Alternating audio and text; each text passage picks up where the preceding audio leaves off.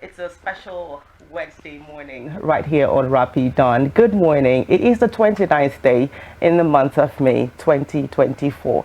And originally, some persons would have been celebrating Democracy Day. But today isn't Democracy Day, as it has been changed by the former president to June 12th. So today is exactly 1 year that the current president was sworn in, and on May 29th. And so it is exactly 1 year in office, and it is that day where you get to receive your report card and say, how well have I fared so far in exactly 1 year? Have I been able to fulfill everything or some of the things, or even start some things on the manifesto that was given to us between 2022 and 2023?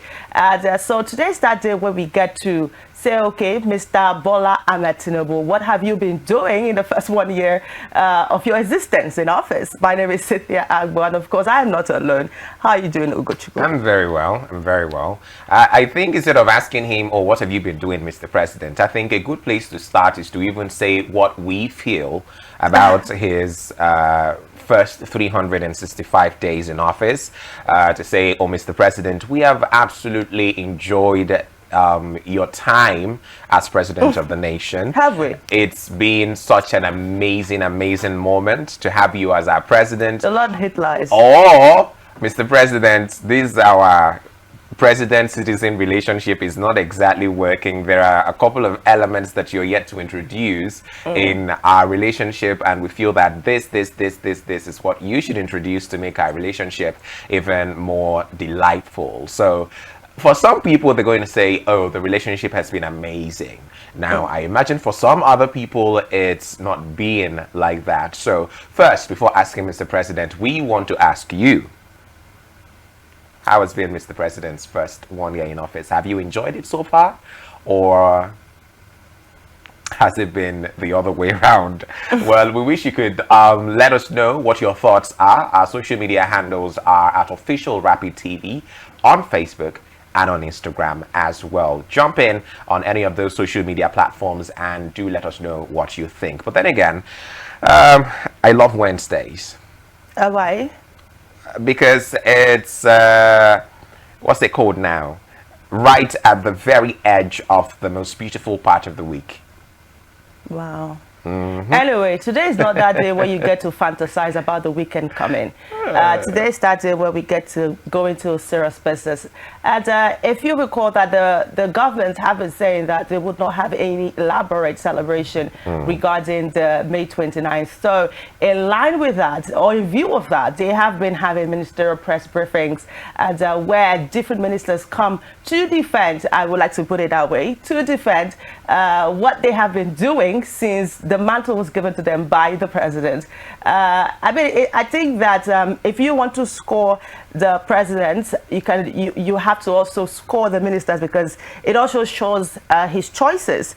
And so if the people he put in, to assist him in handling certain things are not doing well, it just definitely means that there's also a flop on his part as well. So we have some of the videos that we have been attending the ministerial press briefings, courtesy of our correspondent Ariel Okechukwu. So we would be bringing you some of these this clips, hearing from the ministers what they have been doing so far. I think that on our own, we have some ministers that we will say thumbs up to.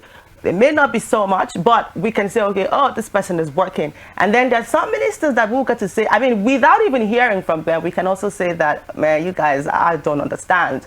But there's hope. While there are some that are so epileptic in their doings. And so we would look at some of this thing. We have a couple of videos for that. But I think that it would be nice for us to just take health, because health is very important, just in case.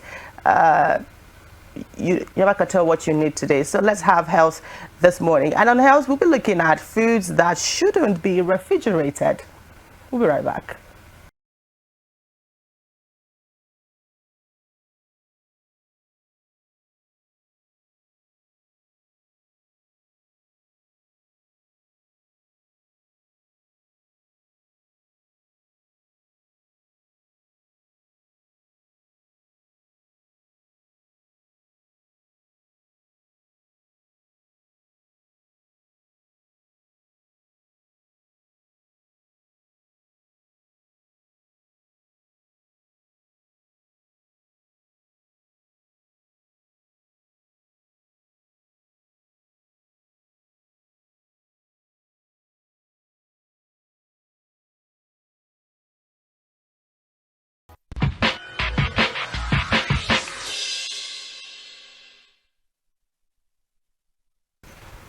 All right. That are some of the things that you need to know.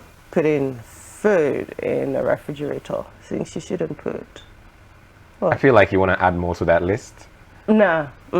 I prefer not to speak much. I think it's quite elaborate. I had everything in it, from fruits to, basically everything. Don't put rice. Well, that's the first instance. That's like the first thing that we feel like doing because we feel like, oh, it's going to preserve the food, but it's not everything that should go into the refrigerator. Anyway, let's move on straight to our papers for this morning. Let's see what are the stories on our national dailies today.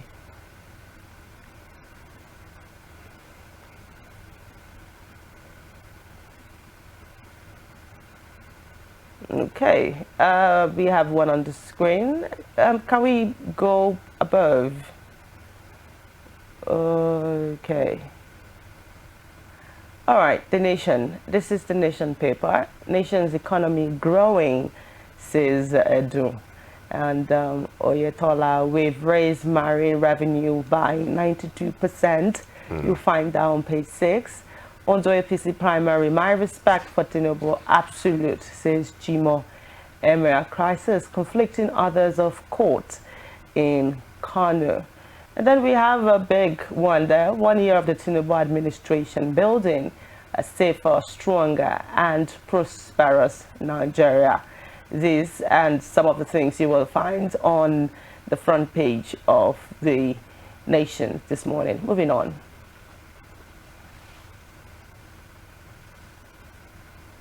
Okay, sports came quite early today. We have the Punch Sports Extra on screen. Maresca agrees 5-year Chelsea deal. Saudi clubs ready to pay £100 million for De Bruyne.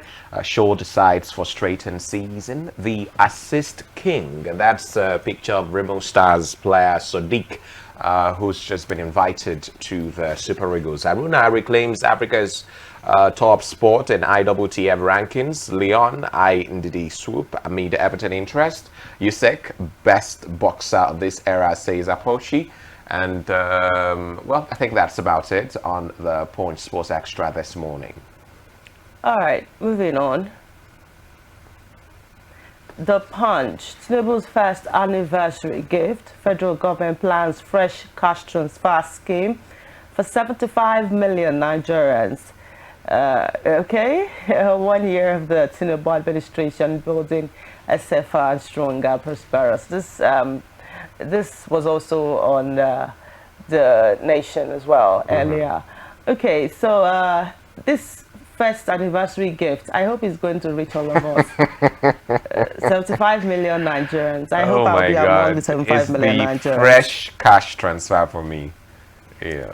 I mean, all the ones they've been transferring, I haven't received anyone. I haven't heard anybody say they've received. Anyway, let's move to the next paper. Sporting Sun. Okay, more sports today. Lookman others to receive Bergamo's highest honor. Messi stuns fans by speaking English on Bad Boys trailer. Okay, interesting. Saudi club joins Chelsea and Paris Saint-Germain in race for Osimhen. Fluminense announce Haaland signing. Okay, I'm sure there's more to that story than what we have on the headline. Marshall says goodbye to Manchester United. Modric, I want Real Madrid to be my last club. And Saudi clubs ready to pay £100 million for De Bruyne. Eaglets qualified for under 17 AFCON, beat Ghana. Now there's been a lot of back and forth regarding that story. PSG joins race for Newcastle's £100 million Gumares. That's all we can take from Sporting Sun this morning. Okay, this is another one.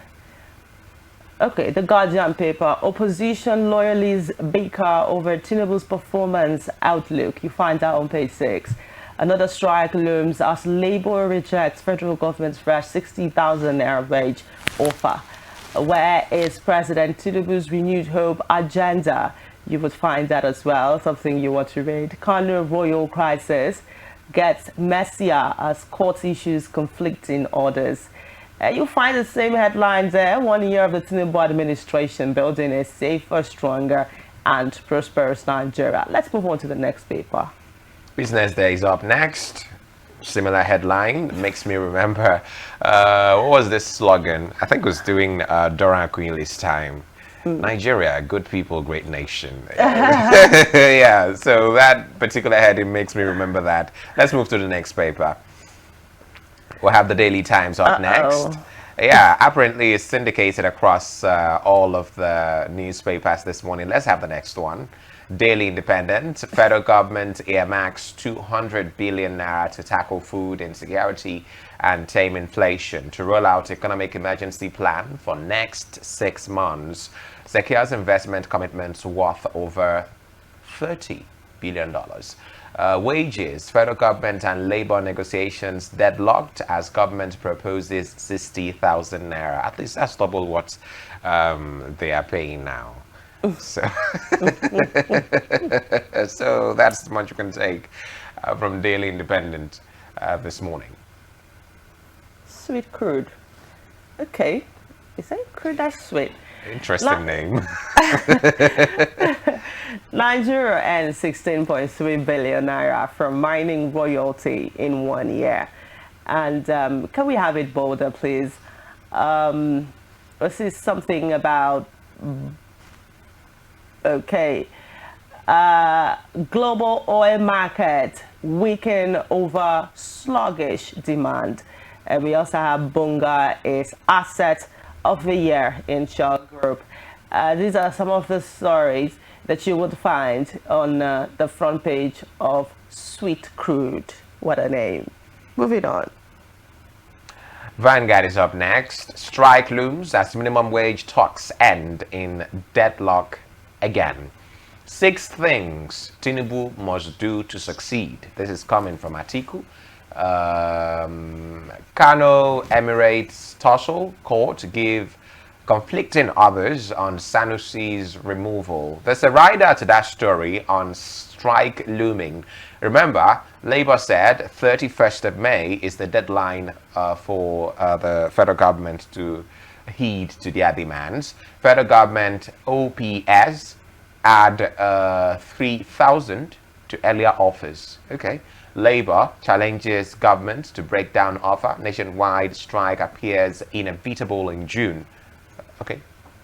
Organized labor demand may endanger job security coming from the OPS. Federal government now has enough to clear debts. That's coming from Wale Edru, Minister of Finance and Coordinating Minister of the Economy. Biafra Day. IPOB insists on May 30 sit at home in Southeast. And terrible bad news for Nigeria ahead of the 2026 World Cup qualifiers. Osimhen out of South Africa and Benin game. And that's all that we can see on the Vanguard newspaper this morning. And I believe we have seen quite enough on the papers this morning, if you ask me. Absolutely. All right. So while we are, most of the stories on the papers, as expected, carries messages for the 1 year anniversary and also talking about things that are to happen. Well, we are not going to dwell on the conversations of labor because it seems like 2 people in a toxic relationship, and so we wouldn't want to even go into that. We have other things that we would want to spend our energy on. All right, so I think this is a very good time to highlight some of the promises of Mr. President while he was in office. Let's have that.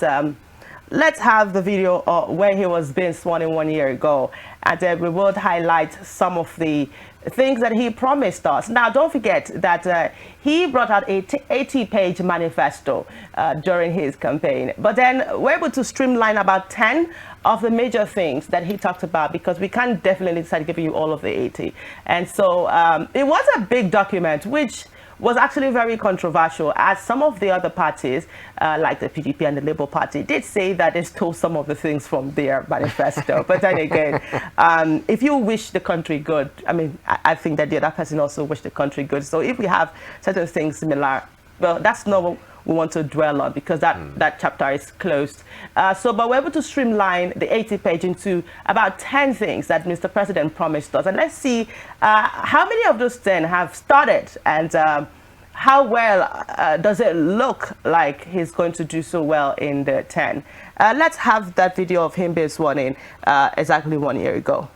Us via Skype, and then we'll be talking about some of these points. How well are we achieving this, and how well is the president doing this? But in the few minutes that we have, because I mean, some of these things the president will go by himself to go do these things by himself. He has dedicated people in the form of his ministers to do some of these works for him.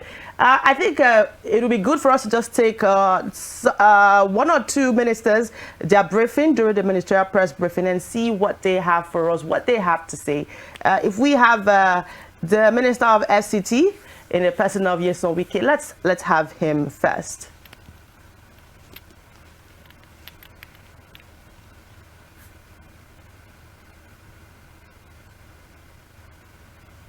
Let me use this opportunity to thank His Excellency, Mr. President, for giving the Honorable Minister of State and my humble self the opportunity to participate in his administration of the Renewed Hope agenda. What is renewed hope? Have we lost hope? Have Nigerians abandoned hope? So, what are we trying to do to bring back the hope that Nigerians have lost, particularly as regards to FCT? Have the residents, those who stay in FCT, have they lost hope that there's no governance as far as FCT is concerned? Yes, before now, so many people have complained that they can't feel the impact of governance as far as FCT is concerned.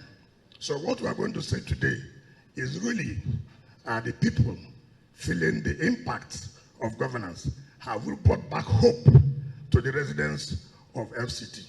You will judge, not me, when we finish. First of all, the FCT administration was assigned presidential priorities 5 and 6 out of the 9 high-impact deliverables. Were assigned 5 and 6. Priority 5 has to do with enhanced infrastructure and transportation as enablers of growth.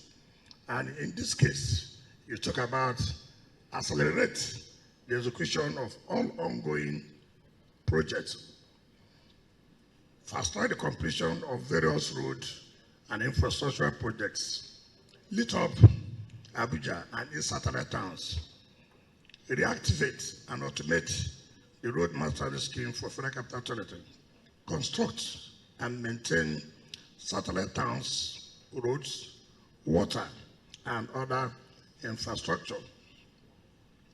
Priority 6 has to do with focus on education, health, and social investment as essential pillars of development.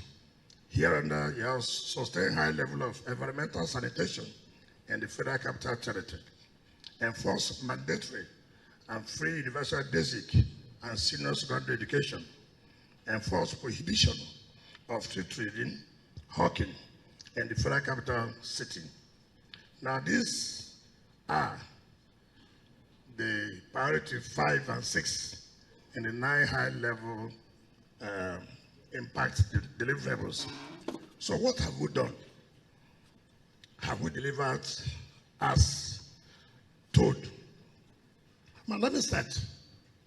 Under the FCT, when we came, civil servants were not in a position to put in their best.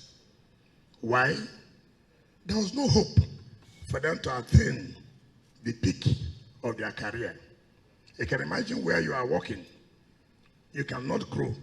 Every civil servant would want to attain the position of permanent secretary and then probably head of service. But before this administration came, they were stagnated only at director level.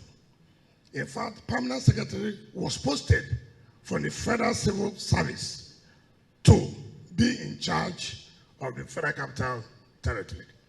So when we came on board, we looked at the law that National Assembly passed in 2018, which was assented by the previous administration.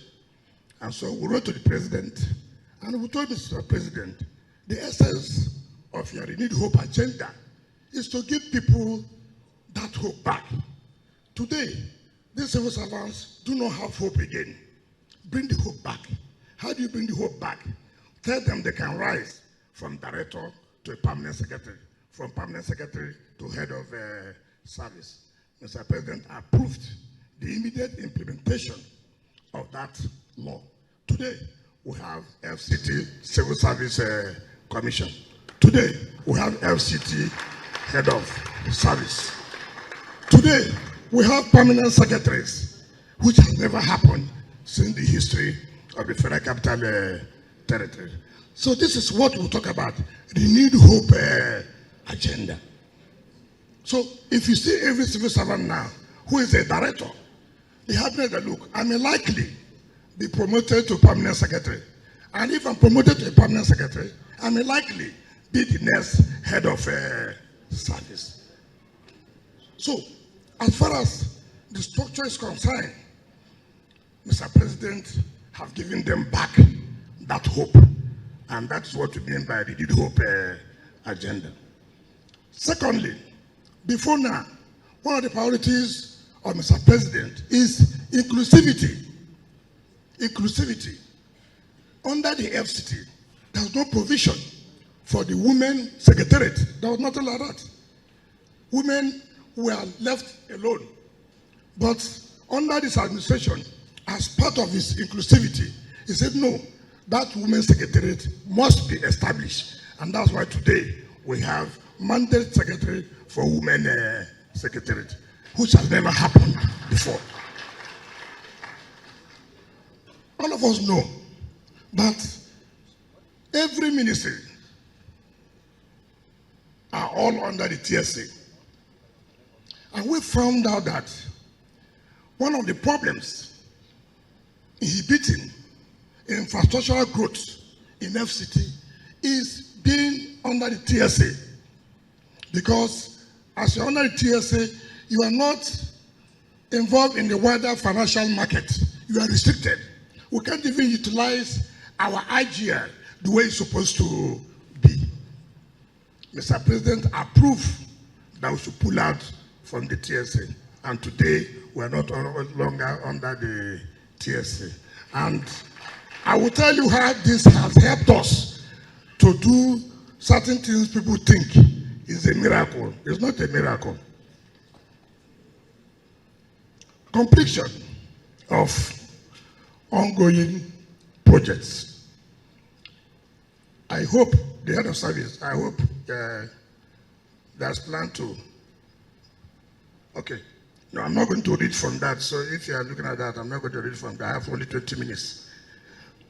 Now, let me take the issue of security. That is why you don't need to follow what is there. Let me take the issue of security, which is very, very important. Security is one of the priorities of this present government. How was Abuja before? All of us will attest to the fact. Every day, one kidnapping or the other. Every day, bandits are attacked. Every night, one chance. So, we came on board. What did we do? We said the first thing we must do is to make sure that residents, council areas, know what government is doing. And government should also be able to tell them what are their own contribution, what are the problems they face. We went to run the 6 area councils and had interactions with the people. And I said, look, you must be part of the security architecture. Government alone cannot fight insecurity. You too have a role to play. And what are the roles you play? We need intelligence. You must be part of what we're doing. And they said, look, we have agreed with you, but we have peculiar problems.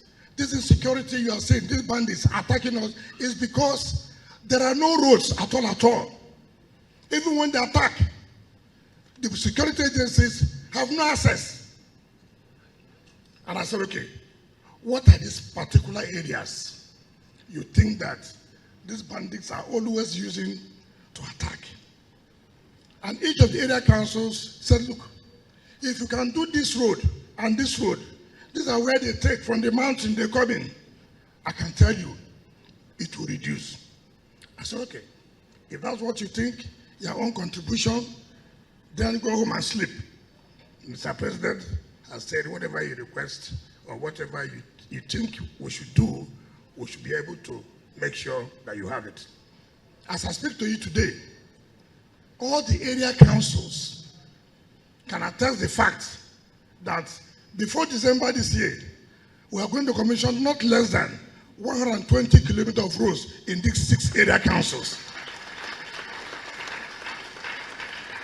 Now, what does it mean? People say government. What is government? When people don't have impact, people only hear about government on radio.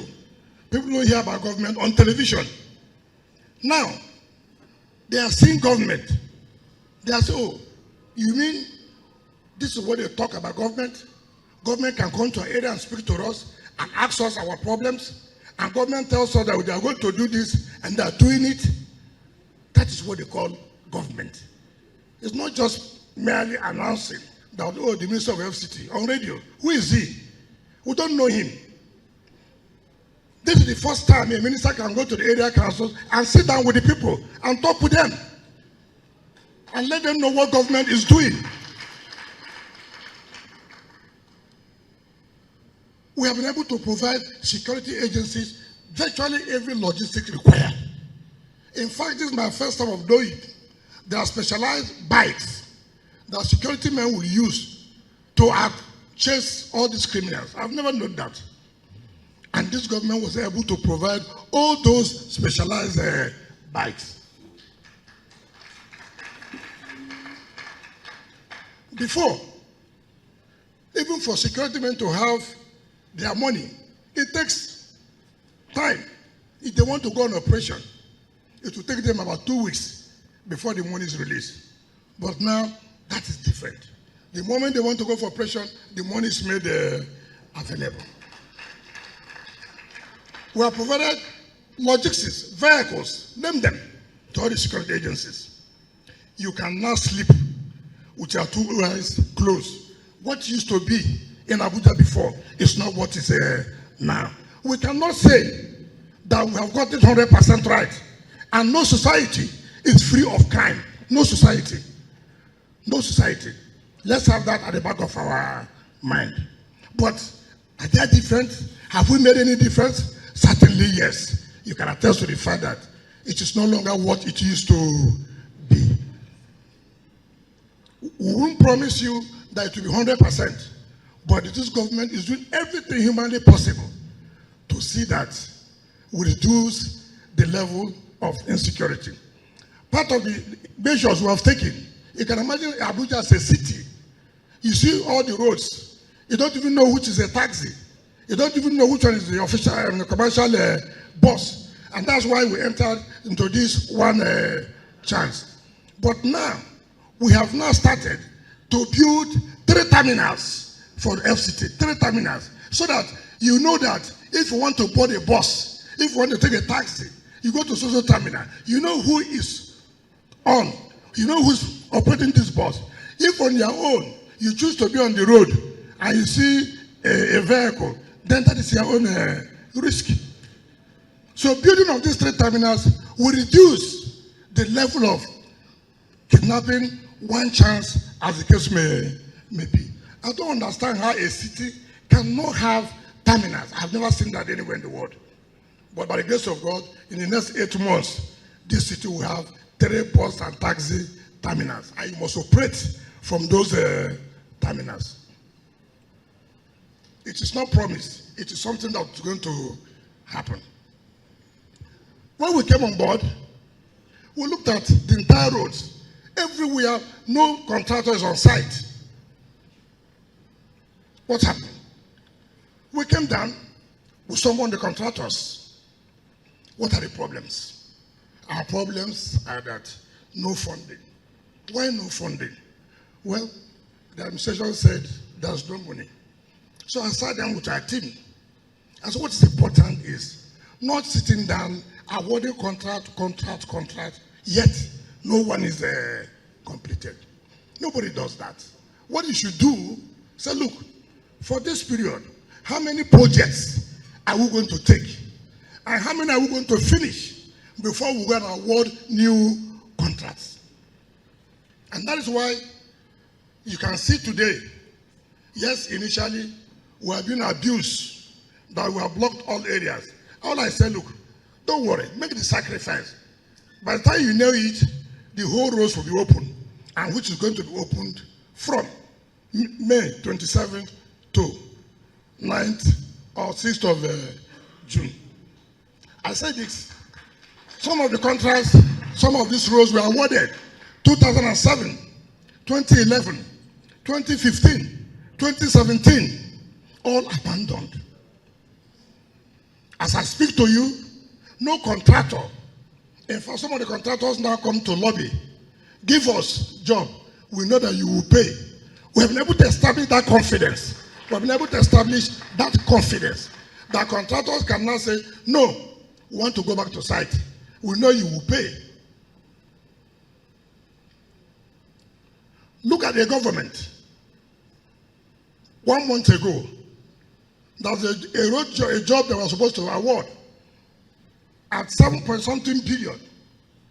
Now what was provided in the budget of 2023 was 100 million for a job of 7-point-something billion. So when the satellite tank came to me to make a memo to go to ESCO, I said, for what? So the ESCO can approve. I said, okay, how much do you have there in the budget? 100 million for a job of 7 billion, which means ab initio, you don't want to do the job. Because when you have awarded a job of 7 billion, you give the contractor 100 million, which is not even up to 15% or 30% of what the law requires. I said, no, we will not do that procurement. I won't accept it. Leave it. This 2024, we have to put 4 billion in the budget of 2024. And then we took it to FEC, and FEC approved. So a job of 7 billion, you have 4 billion provided, which is more than 50% of the sum, which means you have in mind to complete the job. So that by next year, you provide another 3 billion. The job has been completed. It's a simple thing. So, look at the Abuja Master Rail. Let me answer this. So many people have said that they have commissioned it before. We are not talking about commissioning of building. I'm talking about commissioning the commercial operation. We are not commissioning building. No. The building is there. Was it in use? Why was it not in use? There was no access road to all the stations, no access road. So how would you use it? If I stay in Idu, how do I have access to the station when there's no road to the station? If I stay in Kukuba, how do I have access to it when there's no road? So all those non-availability of access roads impeded the operation of the metro line. You remember in September last year, when the president was declaring open the annual bar conference of the Nigerian Bar Association, the president said, the chief host, I want to ride on the metro line I don't want land. I want to ride on the metro line. To the glory of God, on Monday, 27, Mr. President will ride on that metro line.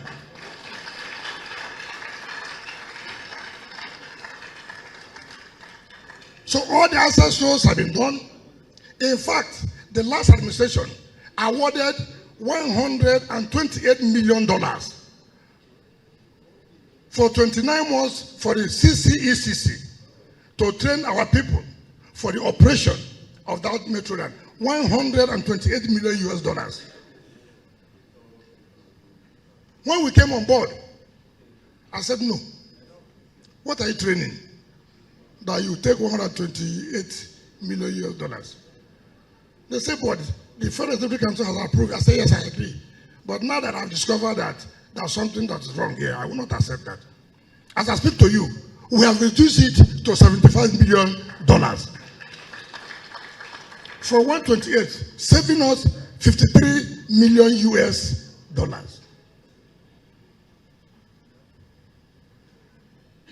So when Mr. President rides on Monday, you take your own turn on Tuesday. It is for you. It's not for Mr. President. It's for you. So that now, you don't need, okay, if you are going to the stadium to watch match, and you stay in the rural areas, you don't need to bring your vehicle. All you need, enter a train from whichever station, whether you need to, or whether in Kukuba, whichever where. You take the train down to the stadium. There is a train station there. You stop there, trek, and enter the stadium. Even the match finishes by 10 p.m. You come out from the stadium, enter the train station, and go back. There are car parks in every station. There are car parks. You carry a car, you go there, enter the train. That is the way business is supposed to be. It is renewed hope agenda. So both of you who are saying that they have commissioned it, please don't make a mistake. What was commissioned was the building. And we are not commissioning building. What we are trying to do, we want to start commercial operation. So if you are going to the airport, from here to airport, it's 20 minutes. It takes you down to the airport. Seeing is believing, is it not? That is practical. Just go on Tuesday. Monday will be tough for you. You know, I will not tell you lies. So don't come on Monday. And we are going to allow for free ride for 2 months. 2 months.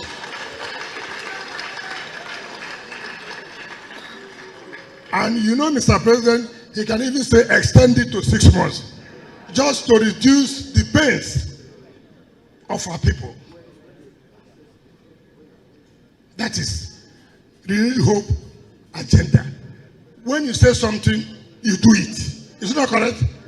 That is what we call renewed hope agenda. When we came, look at all the, when people say Abuja is a city, I ask myself, what makes it a city? No good roads. What makes it a city? No light.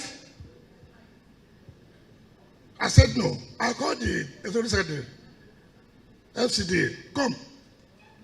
What's your work here? Tell me, what's your work? Look at the whole street. You can't have a good road to say it's a city. I said no. I said, I don't know what you're doing. I want to see the paper on my table the next 1 week.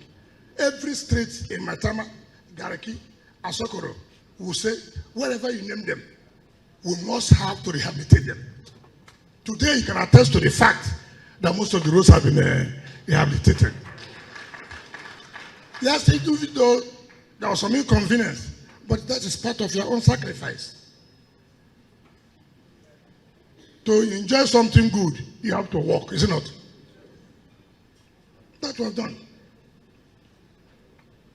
You know this Asokoro Junction before, is it not? You know it. How is it now? AYA. How is it now?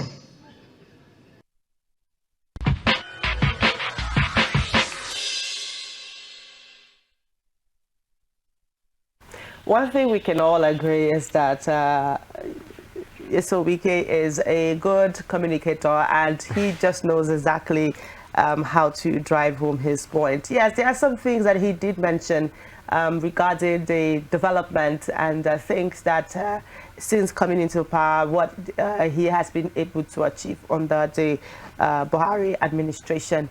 But then he mentioned security, he mentioned the roads, he mentioned lights, he mentioned, I do think that before, I will speak for myself, first of all, before now, I used to have good lights in my environment, but now I can't exactly say that I have lights. I mean, if I came out of my house today, there was no lights. So the light situation in my side has become terrible, really terrible, which wasn't before. So I think that the FCT minister needs to work on that. If he says that, and I'm sure there are other persons who share the same. Generally, the light situation in the country has been terrible since this administration, and that leaves us wondering what is really going on. But then, since that the FCT minister mentioned, let me also let you know I did not have lights in my house last night, which is unusual. I did not have lights in my house this morning, which is very, very unusual, and it's not what I'm used to. So it's a strange happening. We are not used to it, so please bring back our lights. Whatever must have happened to the light. Also, he mentioned road. The roads. I mean, I think for Wike, there's particular emphasis on highbrow areas of town where the roads are not as smooth as they should be. Because and I mean, being someone who has what's it now, a taste for excellence, or you know, for things to be done properly. So he's giving instruction regarding renovation of those roads, and even right in front of our office complex, something was done, you know, on our road. And I mean, some of the things that he talks about, or that he talked about, there is evidence, you know, to prove that, oh, this is not just the ramblings of a politician, you know, trying to tell the people what they would love to hear. Some of the things that he talks about are verifiable. You know, he talks about the AYA junction, or the AYA roundabout, rather. If you go there, you can actually see that, oh, what he is saying. The potholes have been closed. And so, I mean, can the other ministers, can we say the same for the other ministries? In terms of, I mean, if you people are giving us figures, if you're telling us, oh, that this and this are what you've achieved, can we also verify those claims? I mean, that's why they've been having the briefings, so that they can outline these things. He did mention security in the FCT. I do not think that it has improved. We still have pockets of violence here. He talked about terminals. Yes. Now I was going to speak on the terminal he talked about. Now I would a bit slightly disagree. Yes, terminals are good, but what are they doing to revive? We do have bus stops, and one thing I do know is that a lot of people in the FCT do not obey going to the bus stop. A lot of people do not use the bus stop, and a lot of bus drivers do not even stop at the bus stops that were created. We have, if you look through town, I mean, I've been able to drive around town, and I can see a lot of stops that are supposed to be used, but then you don't see the bus drivers or the car owners using these places. So what is his administration doing to ensure that people obey and use the bus stop? Because even if you have these terminals, they will still not use it. So what are you doing to enforce that drivers, road users stop at the exact bus stop, or stay at the exact bus stop to wait for the vehicles? You just find people along the road everywhere, and you see cars stopping everywhere along the way. Meanwhile, there are bus stops that are meant to be used. So it's about enforcing. So it's not about creating these terminals. It's about enforcing what you already have on ground first, while you also build this or that. But then again, it's fine.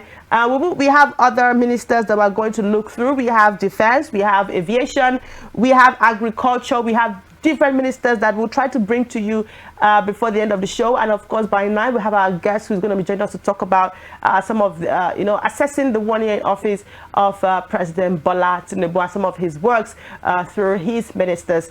But then I would not have a good sleep if I don't let Ugochukwu do his sports. I don't want him coming to my dream with a big dagger. And so let's more go like on a shot. more like a javelin. Okay, all right. So let's have sports right about now, and the show An will abridged continue. version. An abridged version, absolutely. We'll be right back. Morning. Thank you for joining us on Rapid Sports this morning. It's an abridged version of the show. Well, due to understandable reasons, it's a special day here on the show. Very quickly to what we have on sports this morning. Aruna Quadri is now reclaimed his place after leaping to 17th place in the last IWTF rankings released yesterday by the World Table Tennis ruling body. And this is less than 2 months after surrendering the top spot in the continental ranking. Aruna, who recently reclaimed the IWTF Africa Cup in Rwanda earlier this month, rose by 2 steps in the ranking ladder to become the highest ranked African in the world. Egypt's Omar Assar, who topped Aruna in the last rankings, dropped to 22 in the world after occupying the top spot in Africa in the last 2 months following his triumph at the last African Games in Ghana. Assar's drop in the world ranking was due to the expiration of the quarterfinals points he garnered at the Durban 2023 World Championships in South Africa, and that automatically made him lose some points that prompted his fall in the ranking. Well, Africa's biggest movers in May include Egypt's Mohamed El Baali, who became the 3rd best ranked player on the continent and 49th in the world. After finishing as runners-up at the 2024 IWTF Africa Cup, he lost 4-0 to Aruna in Kigali, or 4-love if you like. Now away from tennis to the camp of the Super Eagles, which is expected to open ahead of the 2026 World Cup qualifiers. It's not really good news from there because striker Victor Osimhen has now been forced out of the qualifiers because of an injury, and we have a replacement for him in the person of Enugu Rangers left back Kenneth Iboke. This was announced yesterday by the official X handle of the Nigeria Super Eagles that Osimhen, who featured in Napoli's last Serie A game of the season on Sunday, had picked up a knock, which will leave him on the sidelines for 4 weeks, while Iboke was called up to replace the Italy-based defender. Well, Iboke's inclusion takes the number of defenders on the list to 7, and he also makes the number of Nigeria Premier League footballers in the squad 3. Enyimba's Olurunleke Ojo is in the squad. Remo Stars Sadiq Ismail was handed his first call-up, and now we have 23-year-old Kenneth Iboke, who has played 20 games for Rangers International, scoring 2 goals plus 1 assist, joining the squad as well. Nigeria hosts Bafana Bafana on June 7 at the Godswill Akpabio Stadium in Uyo before traveling to Ivory Coast to face Benin Republic on the 10th of June. The Eagles are 3rd in the group with 2 points from 2 matches and need to win both games in order to get their campaign back on track. And I mean, everyone is asking, we have a striker injured. Why are you inviting a left back? I mean, that does not show, what's it called now? Certainty. It does not show surety in terms of knowing exactly what you want for the team. I mean, there was sort of a backlash for the fact that there's no natural left back in the earlier list that was put out by Finidi George, and I think he's sought to make amends by inviting Kenneth Iboke. But then again, you know, in that last attacking lineup, I think we do have quite a lot of options that could step into the shoes that will be left by Victor Osimhen. But of course, you know, he will, of course, be missed. We're still talking about Nigerian players. Ashishat Oshoala has won the best goal for the UEFA Women's Champions League 2023-2024 season. Oshoala netted a stunning bicycle kick in Barcelona's 5-0 win over Benfica in their opening group game, en route to the Catalans claiming the Champions League for the second consecutive season. With the Blaugrana already 4-0 up, Jonathan Guedes sent the reigning Women's Africa Footballer of the Year, and she wasted no time in making her mark in the game, scoring the last goal of the encounter in style, her only goal of the competition. Remember, She made a move away from the Catalan Giants to American side Bay FC, and she did also receive a medal as a Champions League winner, despite the fact that she's no longer playing for Barcelona. But of course, she was instrumental and very much involved in that Champions League winning campaign for the women's team of Barcelona FC. Congratulations to her. Well, let's talk about Manchester United for a moment. We hear that their participation in next season's Europa League is under threat despite their recent FA Cup triumph over Manchester City. After the 2-1 victory at Wembley, well, the spot in the European tournament is literally hanging in the balance. United's place in Europa League is jeopardized due to UEFA's multi-club ownership rules, which could see them banned from the competition.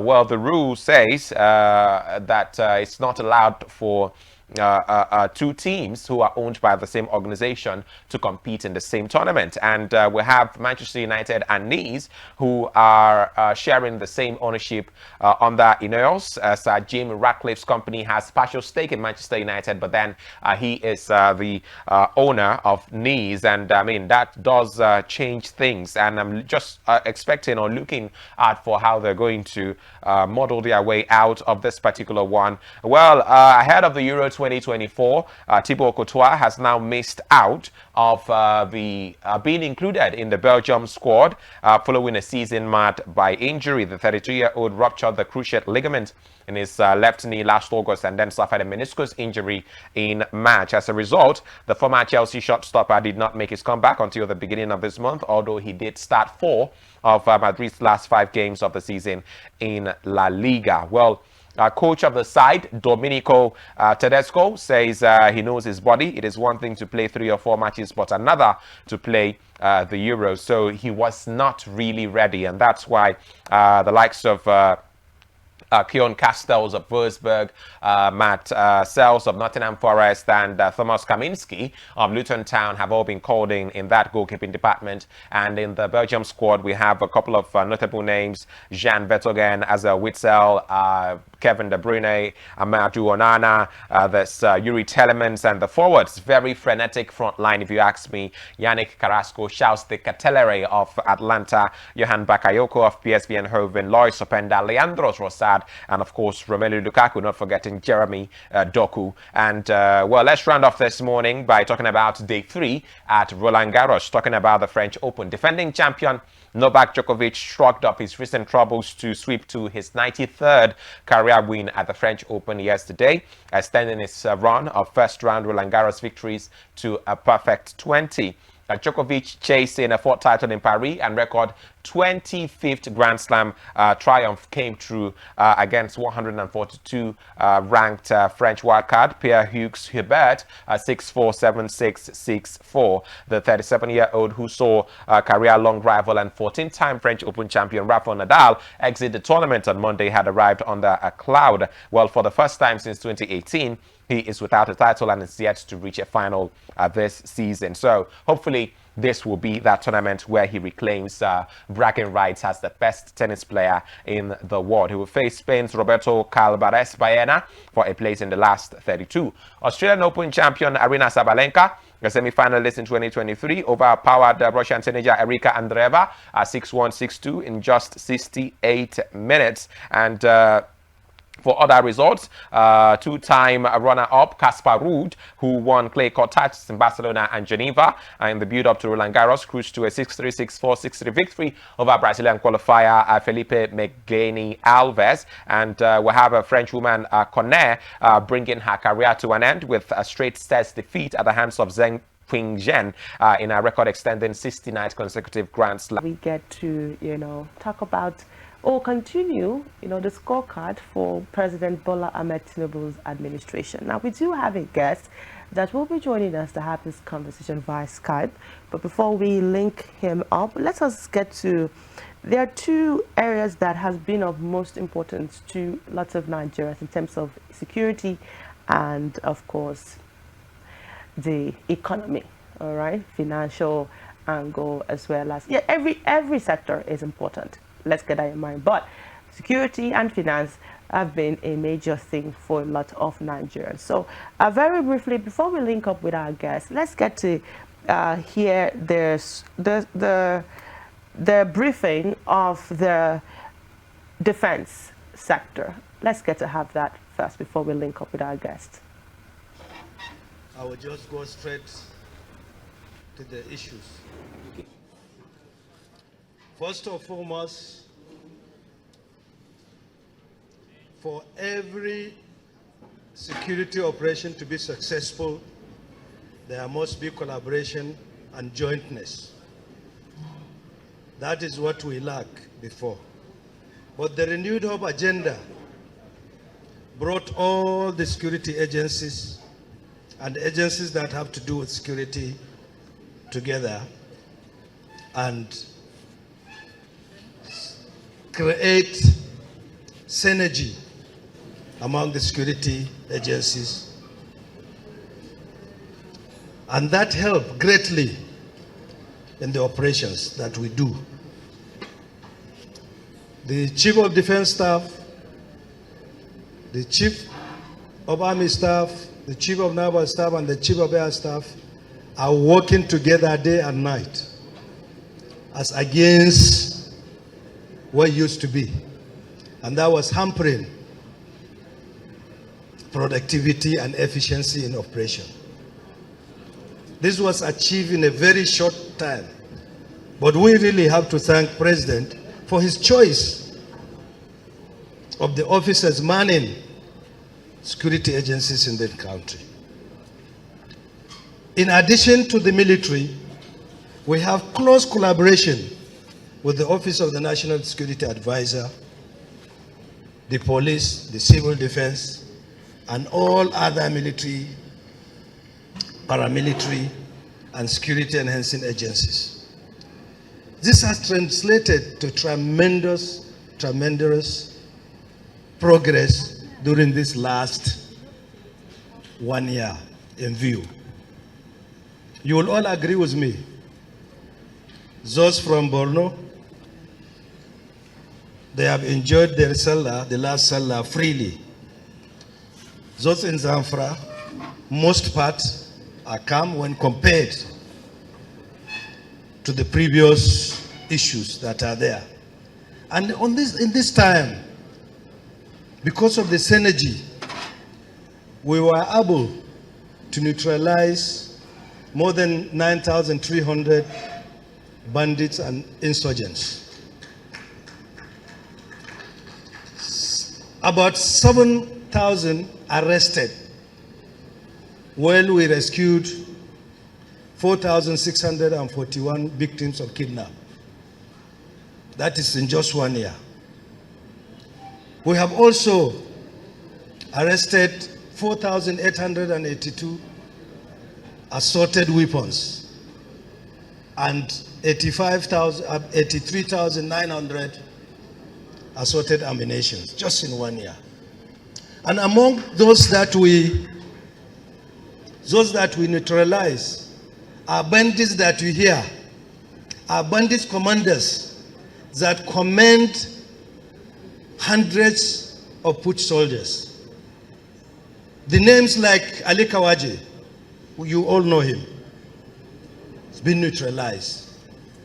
Notorious Damina has been neutralized. Isiaku Bateri, neutralized. Bello Dangote, Osani Dangote, neutralized. And host of lot of others. We have neutralized no less than 20 commanders that command armies of insurgents and terrorists just in 1 year. And again, in our effort to improve the production of crude oil, which I'm sure the Minister of State Petroleum has explained the increase that we have in the production of crude oil. We were able to arrest 1,437 people, 363 neutralized, And we have freed in the Niger Delta 245 captives, those that are hostages. We destroyed 3,051 dog feet for illegal crude production. We destroyed 1,276 boats, 3,924 storage facilities, arrested and destroyed 408 vehicles, and 2,716 cooking ovens. So most of the illegal refineries are down now. And in addition, major vessels have been arrested. Vessels like Sweet Harbor Spirit, MT Senel, MB Tokito, and many others. And this has helped greatly to improve our crude oil production. And this is because of the synergy that President Bola Ahmed Tinubu enjoined us to work together to deliver and end insecurity. And we have been also working with regional security agencies and countries around us to improve the security situation. For instance, as of today, we are conducting Operation Desert Sanity 3 and Lake Sanity 2 with the Republic of Chad, Cameroon, and some representative from the Benin Republic.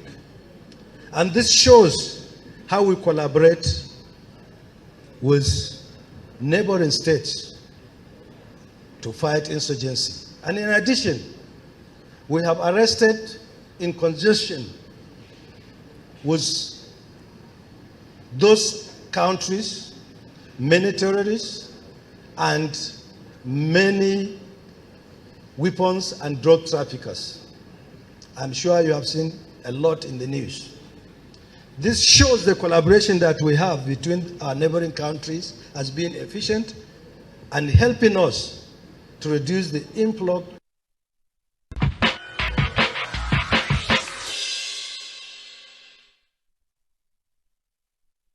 All right, welcome back. That was some of the highlights of things achieved under security.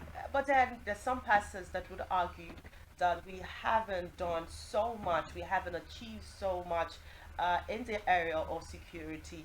And well, the scorecard is there. We still have several ministers. Aviation is there, the coordinating minister of finance. We had Minister of Foreign Affairs yesterday, Yusuf Tugar. Yes, and a lot of them align with today, May 29th. And so we have our guest connected by Skype who's going to be talking to us about President Bola Tinubu's 1 year in office. How well has he fared, and mistakes, corrections, things that can be done, and the mind of the people regarding his 1 year. Our guest this morning is Chimaobi Ugwuala, and he is a public affairs analyst. Good morning, Chimaobi. Good morning. It's good to be here once again. Good morning. Can you hear us? Yes, good morning. It's good to be here once again. I think I can hear you loud and clear.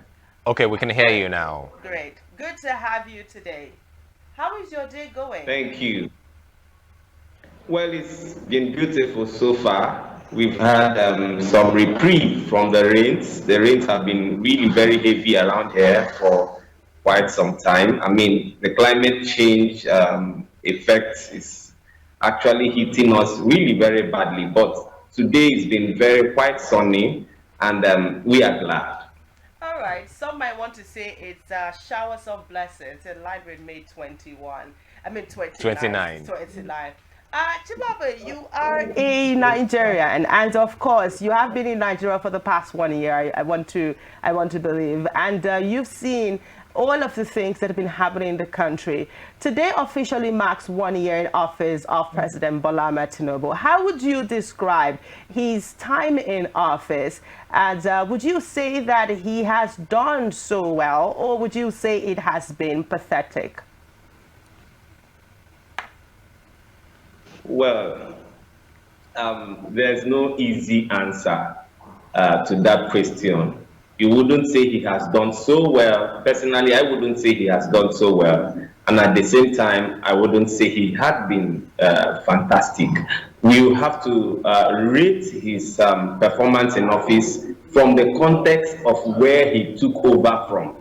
You know, I mean, it was universally agreed that the former administration was not very wonderful in terms of deliverables and in terms of their performance. We all knew how bad Nigeria was. In fact, some people felt we were already at the fringe. You know, as at the time President Buhari left office, you will know that the economy was in doldrums.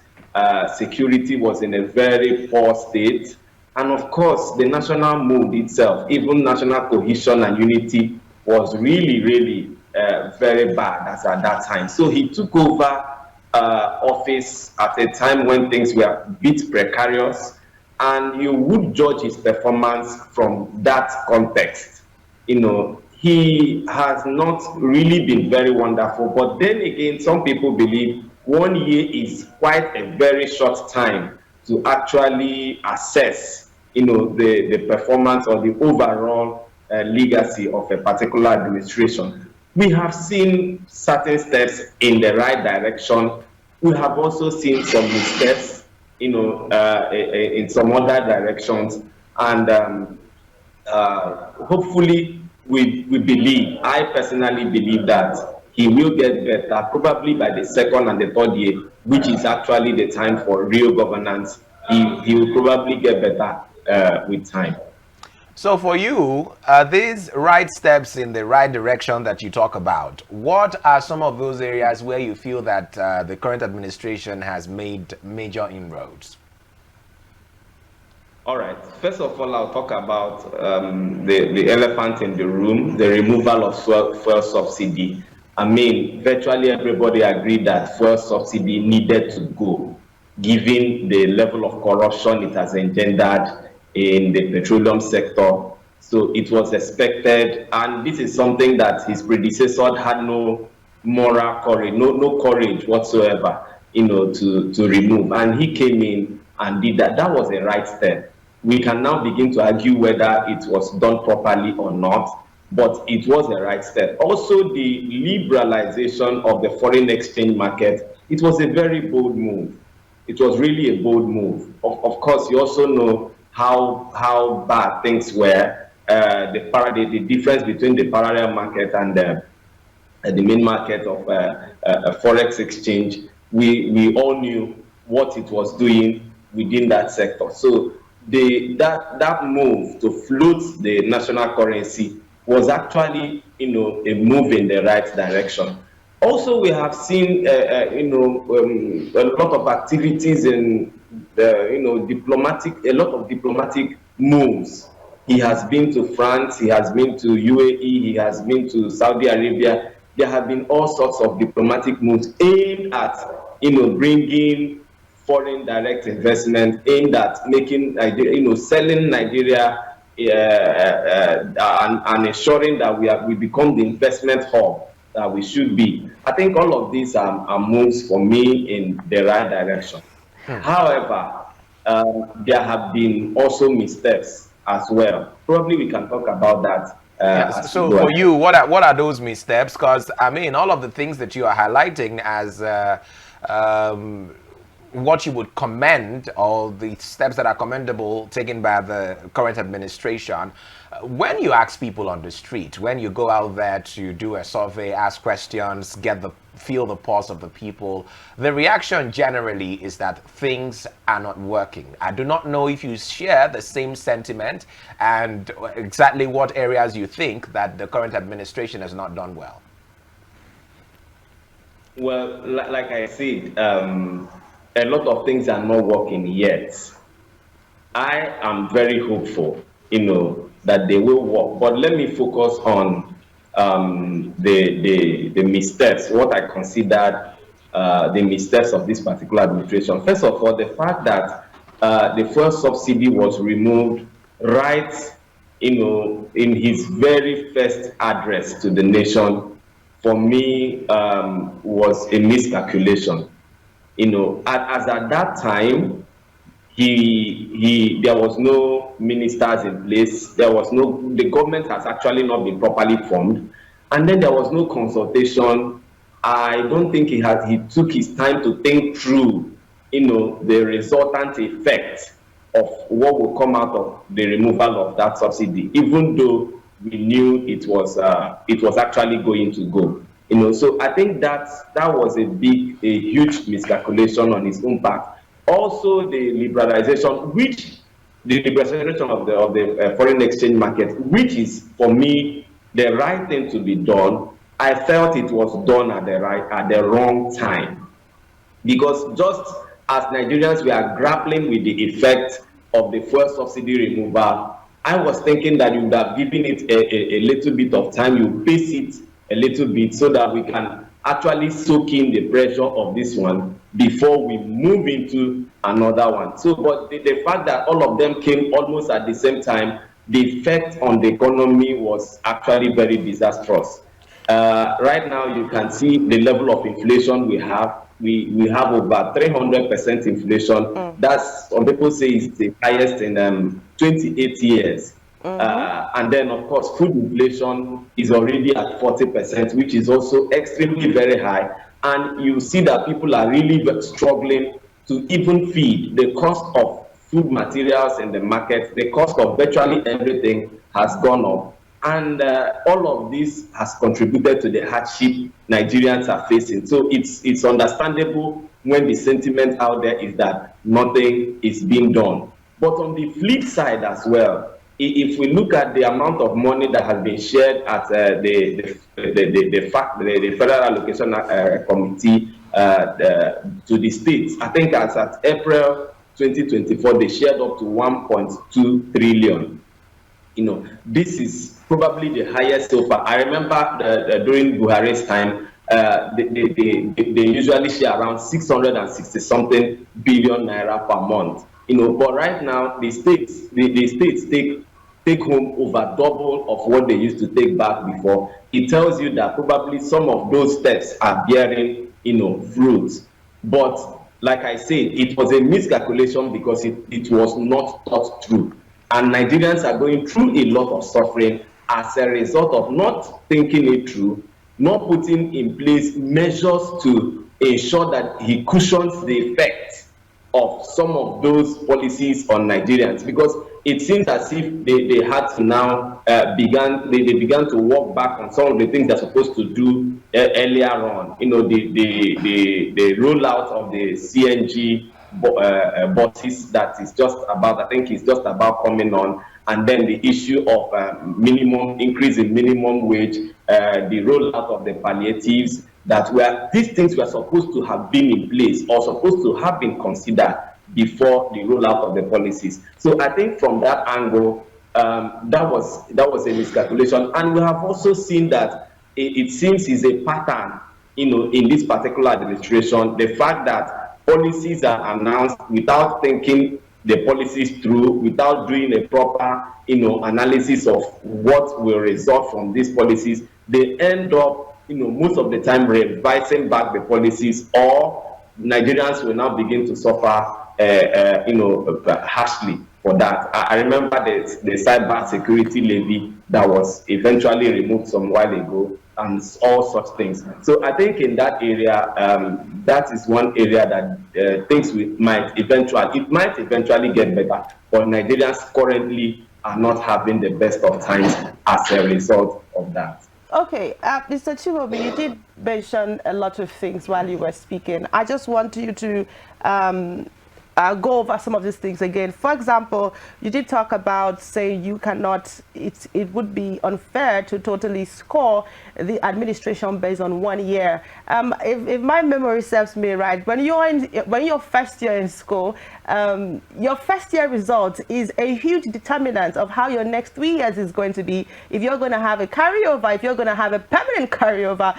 or if you're going to even be able to meet up to the CGPA for a first class, second class, or third class. And so in line with that, right, this is the first year, and how would you, let's not talk about his manifesto now, or the 10-point agenda that he rolled out initially on the show that he was going to work on. Let's now talk about, how do you describe a successful government? What is your ideal successful government for a president in the first 1 year in power? You mean for the Tinubu administration, right? No, not the Tinubu. Let's leave Mr. President. And how would you describe an ideal first 1 year in office for a leader? Well, of course, you know, the first 1 year is usually experimental. We must have to bear that in mind. This is a new government taking over from a previous government. They have not been privy most times. Most times, new governments are not usually privy to what the inner details of what went on. This person has been in the corridors of power. For example, this particular Tinubu government, I think we heard it from the NSA. At some time, he raised the alarm that they inherited virtually a dead economy. You know, I think something along that line. And we have also seen some other officials of this particular administration complaining bitterly. Even though they belong to the same party, they were still complaining bitterly that some of the things they met in office were way worse than what they expected. Mr. Chimaobi. So the first year in office is usually a time you are confronted with probably some of the things you did not expect. And then it's also a time you form your cabinet.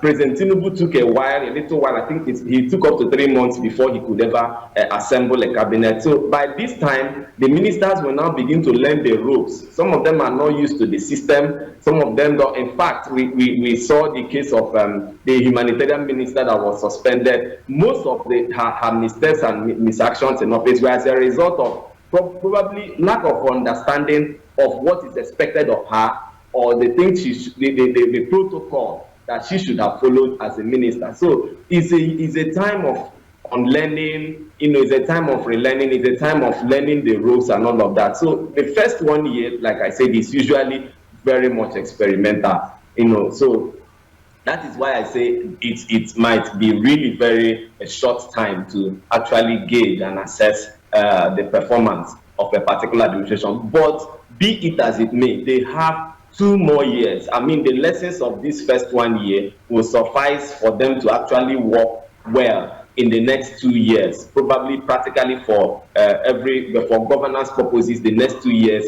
should be dedicated to total governance. Of course, by the 4th year, we might be entering the political season. So the next 2 years will largely determine the legacy of Bola Tinubu in government. But again, to reiterate the fact that this is a time we should have seen bold policies from them.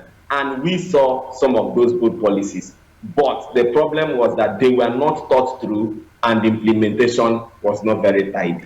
There are allegations, it is said in some quarters, Mr. Chimaobi, that even the fuel subsidy that was said to have been removed, that we are still paying subsidy, and that if actually the fuel subsidy was being removed, we will be buying fuel, higher than the way we are buying it right now. Is it something you've heard? Is it something you believe? Well, yes, we've heard some of those allegations, but then again, they have not been confirmed by the government in power. So we can't take it for a fact.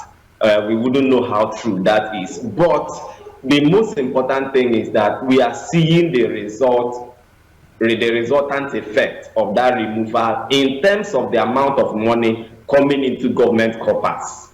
So I wouldn't know if they are paying, through the backyard like we have heard, or they are even paying more right now, like we've heard. I wouldn't know. But what I know is that as at this moment, the Federal Accounts and Allocation Committee, they are sharing, like I said earlier, 2 times what they used to share during the Buhari administration. That simply tells you that more money is rolling in. The question now we should be asking is, how are they utilizing this money in order to put the economy back on the trajectory of growth?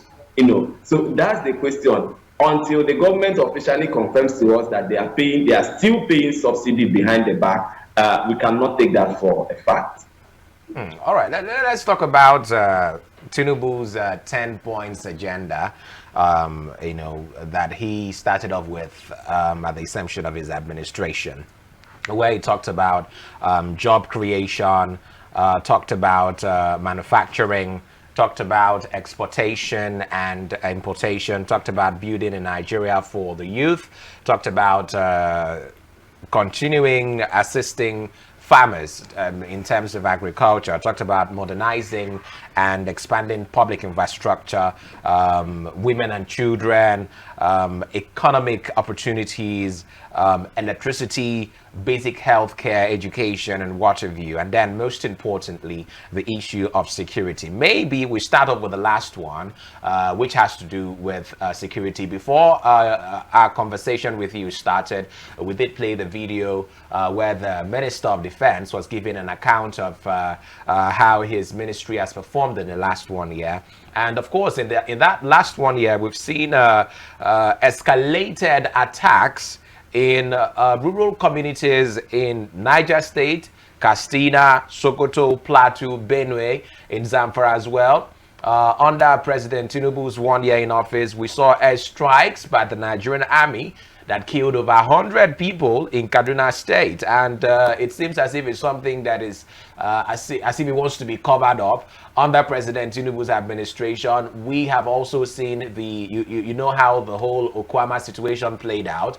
Now, in the light of all of this, with regards to security, would you say that we have fared better in the last 1 year under President Tinubu's administration? Well, I would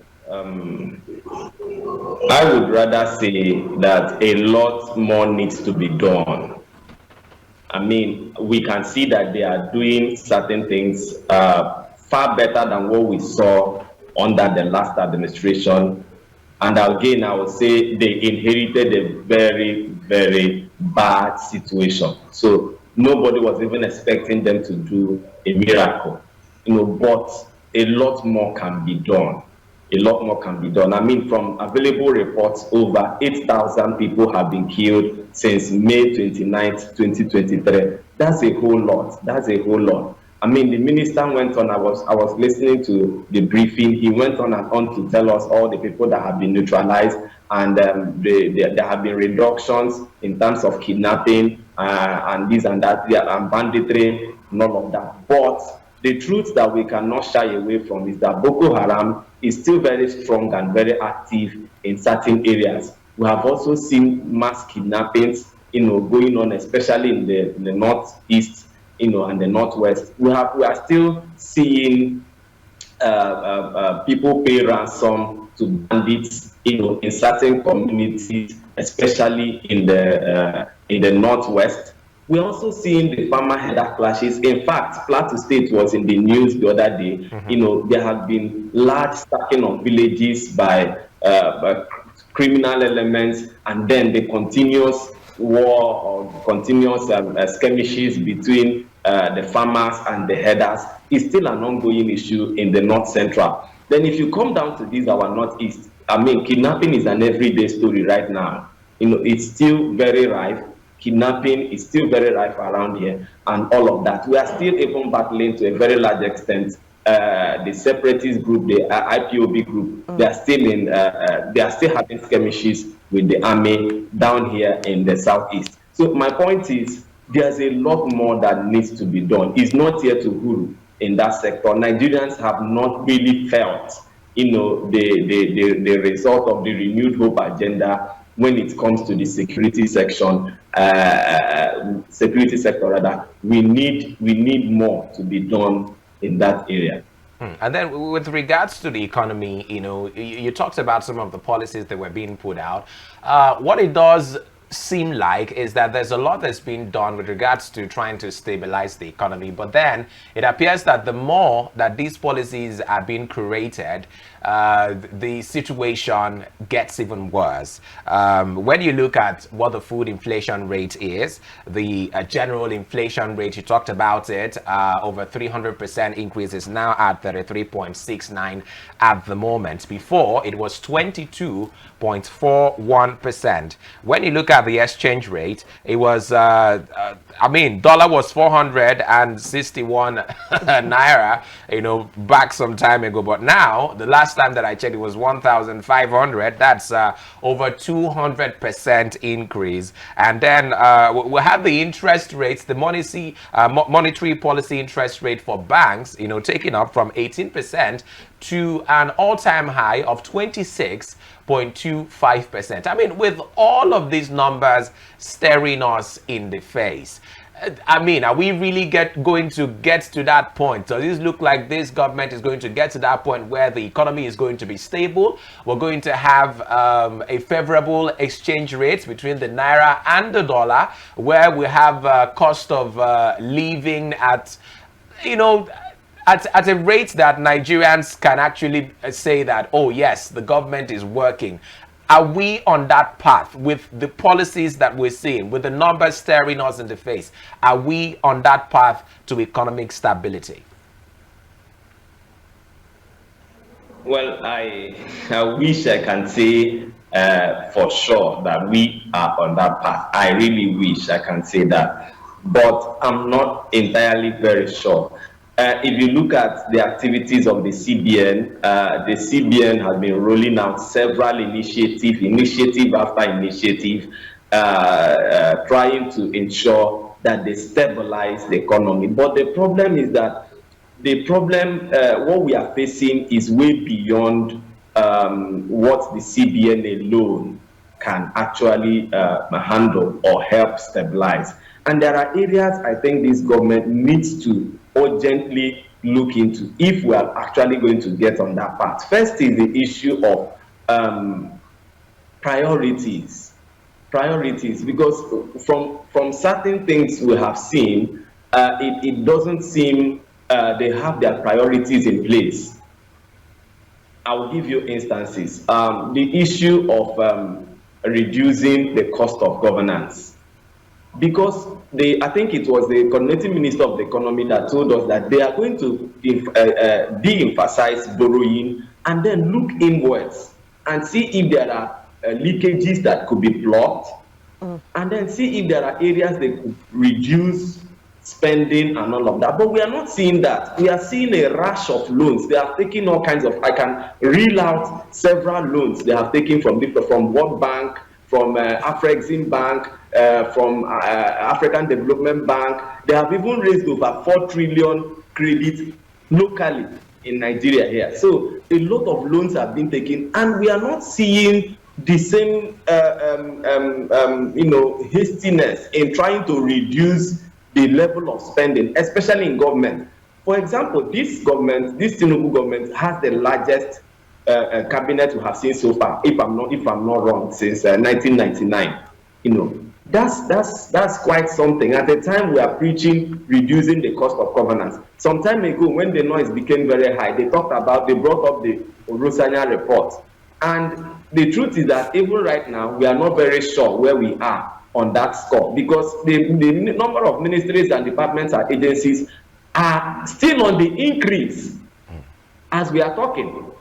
Then we have also seen some certain things that gave Nigerians some, rattled Nigerians. Example, the 90 billion Hajj subsidy for in the 2024 Hajj that the Vice President announced. A lot of people are wondering, is this what we're supposed to be doing at this time? A lot of people have also criticized the 15 trillion the Lagos Calabar Coastal Highway, which many people feel the cost is actually on the high side.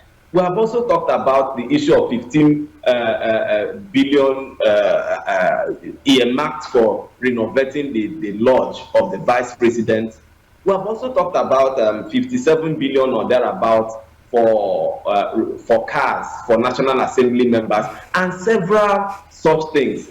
So it seems their priorities are a bit misplaced, and the issue of plugging leakages, the issue of looking inwards, trying to increase revenue is not an urgency for them. Apart from taxation, which they have been rolling out, interest rates being raised virtually every day, Nigerians having all kinds of taxes. We have not even tackled the issue of oil theft as it should be. I heard the minister saying they have done this and that, but the truth is that oil production doesn't seem to be increasing at the rate it should be increasing, which is a low-hanging fruit that we can latch onto, and several other things. So my point is, I wish I could say that we are on the path to stability. I wish I could say that for the things we are seeing at this moment, especially in terms of the way government is being run, in terms of the priorities we are seeing from them, that hope might be a bit misplaced.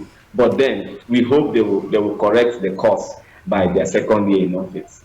All right, Mr. Chibobi, it's so good having this conversation with you this morning. Just one final question before we let you run off. And as we get, the day is going off, and the celebration and the assessment of this administration is still ongoing. I would like to ask you something, maybe somewhat not really connected, but in a way connected. I'd like to ask you, do you think that increasing the minimum wage is a step in the right direction? Certainly. Looking at the price of things in the market. There's no way we can, that's not even a question, so to say, because right now Nigerians are dealing with the worst inflation in ages. We have already mentioned over 300% increase in inflation. The price of everything in the market is actually very high. Then food inflation itself is even worse, and is even worsened by the fact that due to this security, especially in the North Central, a lot of farmers cannot even access their farms. Tomato now is virtually the next gold, if you are of course aware of what is happening in the market right now. So these things Nigerians need a lot of. They need reprieve. They need their purchasing power to be increased a bit, so that they can match with what they are. Of course, there's the argument rather have been the amount, because the NLC they keep telling us 615,000 and all kinds. They keep putting all kinds of amount, and a lot of people feel this can even worsen the level of inflation we already have. But the truth is, Nigerian workers, not even only those who are working in the civil service, even private sector, they need their purchasing power increased a bit in order to match with the inflation levels we are having at the moment. Okay, so that question was asked because you're very conversant with the flow of things, of how many times that the minimum wage have been increased, and yet it seems like you take your money to the market and it does not have value. Now, what is the guarantee that let's say, for example, which I'm not exactly sure it will happen, but then let's say, for example, the government decides to say, okay, we're going to pay you guys 250,000 minimum wage or 300,000 minimum wage. What are the guarantee that you would take that money to the market and it's going to have value? Don't you think that it would be better for the things that are making our money lose value to be worked on, and so that when the average Nigerian takes their pay, the money will still have value? Talking about the inflation and the likes. is it really about increasing the minimum wage, or is it about sorting out the things that make our money lose value? Now, I love that line of thinking, and it's quite a very interesting one. But what we need to understand is that both of them can actually work. They are not mutually exclusive.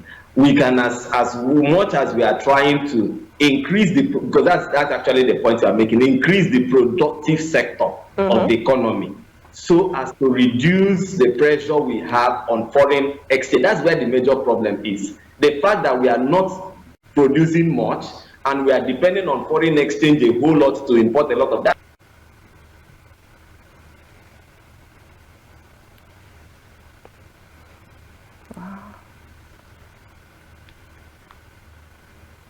Are you there, Mr. Chimaobi? I hope it's not the over-dependence on foreign exchange that's taking him away. I mean, he was making a very interesting point. Yeah. I would have wanted to, I mean, our audience need to hear all of that. Very important point he was trying to make. Let's give him 1 minute if we can have him back, complete that point. Mr. Chimaobi, are you there? Can you hear us? Okay, too bad.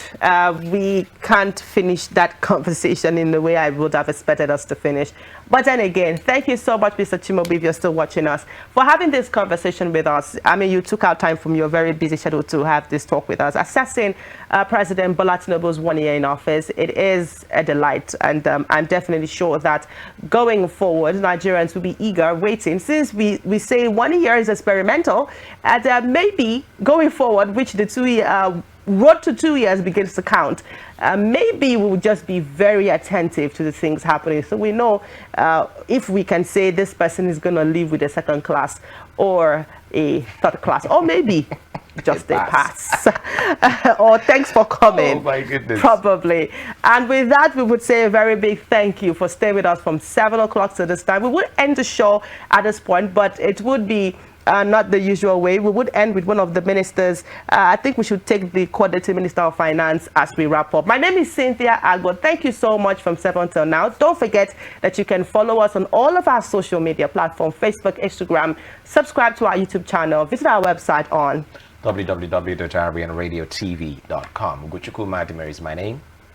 Adios.